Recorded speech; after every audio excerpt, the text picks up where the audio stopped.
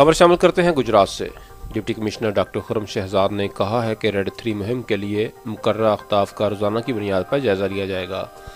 فرائض میں کوتاہی ناقابل برداشت ہوگی۔ ضلع انتظامیہ کے سینئر افسران کو مہم کی نگرانی سونپ دی گئی ہے۔ ان خیالات کا اظہار انہوں نے محکمہ صحت کے اجلاس سے خطاب کرتے ہوئے کیا۔ Additional deputy commissioners Afzal Hayat Tarar, Zaheer Liaqat Baig, C E O health doctor Naeem Akhtar Janjua, D H Os doctor Ayaz Nasir, doctor Zakir Ali Rana کے علاوہ دیگر افسران بھی اس موقع پر موجود تھے۔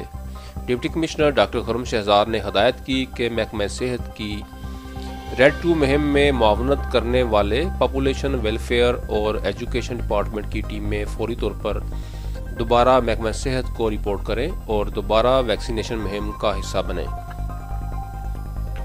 ڈپٹی کمشنر نے ریڈ 3 مہم کے اہداف کی نگرانی کے لیے additional deputy commissioner finance Zaheer Liaqat کو tehsil Gujrat, additional deputy commissioner Afzal Hayat Tarar کو تحصیل کھاریاں اور صلاح عالمگیر کا نگران مقرر کرتے ہوئے ہدایت کی ہے کہ ہیلتھ ڈپارٹمنٹ کے افسران اور یو سی ایم اوز سے قریبی رابطہ رکھیں۔